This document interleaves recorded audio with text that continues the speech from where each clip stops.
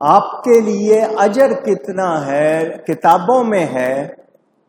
جبریل امین علیہ السلام نے نماز پڑھی، نماز ادا کی۔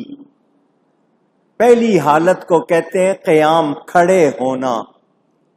70,000 سال لگائے قیام میں، پھر رکوع میں گئے، 70,000 سال رکوع میں لگائے۔ رکوع سے کھڑے ہوتے ہیں، اس کو قوما کہتے ہیں۔ 70,000 سال اس میں لگائے، پھر پہلے سجدے میں 70,000 سال لگائے۔ 2 سجدوں کے درمیان جو بیٹھتے ہیں اس کو جلسہ کہتے ہیں، اس میں 70,000 سال لگائے۔ پھر دوسرے سجدے میں 70,000 سال لگائے۔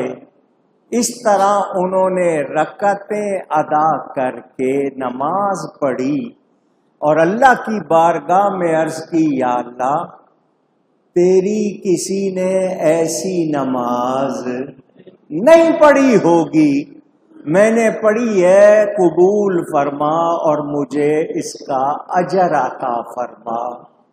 اللہ نے فرمایا، جبریل جیسی نماز تو نے پڑھی ہے کسی نے نہیں پڑھی، مگر سن، میں نے یہ کائنات بنائی ہے اپنے حبیب کے لیے، ان کو نہ بناتا تو میں تجھ کو بھی نہ بناتا۔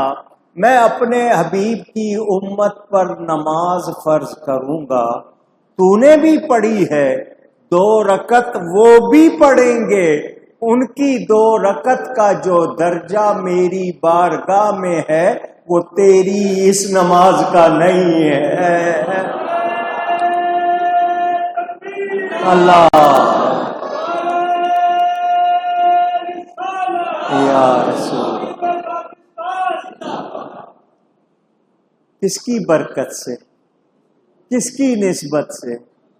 نبی پاک صلی اللہ علیہ وسلم کی نسبت سے۔